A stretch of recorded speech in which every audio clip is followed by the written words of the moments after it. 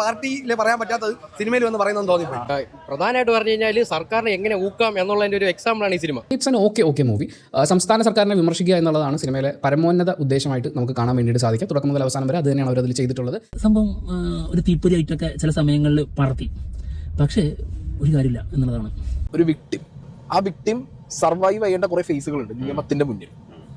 ആ ഫേസുകൾ എന്തൊക്കെയാണെന്നും ഇവിടുത്തെ സിസ്റ്റം ആ വിക്ടിമിന് എന്ത് രീതിയിലുള്ള നീതി കൊടുക്കുന്നു, ആ നീതി പിന്നെ ആര് മേടിച്ചു കൊടുക്കുന്നു. This is the basic plot of this movie.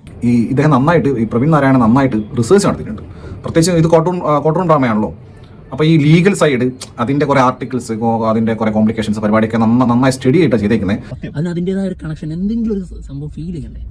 ഇത് ആ രീതിയിൽ ഡീറ്റെയിൽ ചെയ്ത് ഇവർ ഉദ്ദേശിച്ചിട്ടുണ്ടാവാം, പക്ഷേ ശരിയായ രീതിയിൽ വന്നിട്ടില്ല. പെർഫോമൻസസിന്റെ പ്രശ്നമുണ്ട്.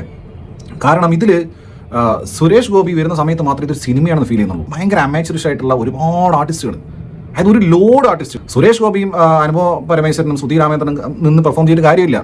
ഇത് വരുന്ന പോകുന്ന ആൾക്കാർക്ക് എന്ത് ബോറ് പെർഫോമൻസ്, ഡബിംഗ് ഒക്കെ എന്ത് അബദ്ധമാണ്.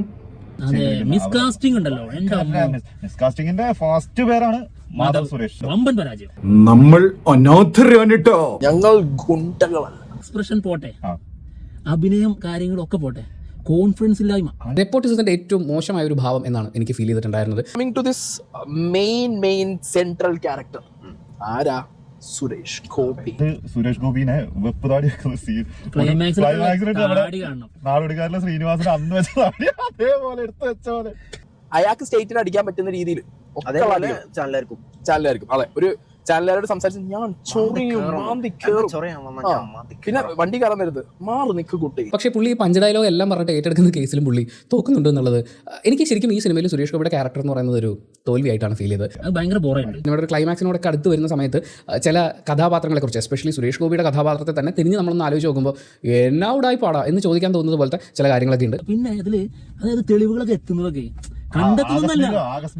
കോയിൻസിഡൻസ് പോലെ ഇങ്ങോട്ട് വരിക. അങ്ങനെ നോക്കുമ്പോൾ ഒരുപാട് ഇല്ലോജിക്കൽ സാധനങ്ങൾ സിനിമയുടെ തുടക്കം മുതൽ അവസാനം വരെ ഫീൽ ചെയ്യുന്നുണ്ടായിരുന്നു. നമ്മളെ അഭിപ്രായം പറഞ്ഞുള്ളൂ. സിനിമ ഞാൻ പറഞ്ഞല്ലോ, സിനിമ ഞങ്ങൾക്ക് ഇഷ്ടമായി.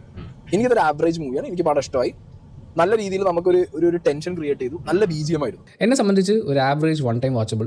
ഞാൻ കണ്ടു, മറന്നു. അതിനപ്പുറത്തേക്ക് ഒരു ഇമ്പാക്ട് ഉണ്ടാക്കി തരാനുള്ള എന്തെങ്കിലും ഒന്ന് ഈ സിനിമയിലുണ്ട് എന്ന് എനിക്ക് ഫീൽ ചെയ്തിട്ടില്ല. ഇതിന്റെ പ്രശ്നം എന്താണെന്ന് വെച്ചാൽ this is A propaganda film. അതായത് കേരള സർക്കാരിനെ, അതായത് പിണറായി വിജയൻ ഭരിക്കുന്ന കേരള സർക്കാരിനെ കുറ്റം പറയണം. നമ്മുടെ നാട്ടിലൊരു സ്ത്രീ റേപ്പ് ചെയ്യപ്പെട്ട് ഗർഭിണിയെ കഴിയാൻ സർക്കാരാണ് ഉത്തരവാദി. ഇവിടെ നാട്ടിൽ എന്തോരം ക്രിമിനൽസ് ഉണ്ട്. ഇനി അത് അന്വേഷിച്ചൊരു പോലീസ് ഉദ്യോഗസ്ഥൻ അദ്ദേഹം വീഴ്ച വരുത്തി കഴിഞ്ഞാൽ അതിന് സർക്കാരാണ്, മുഖ്യമന്ത്രിയാണ് ഉത്തരവാദി.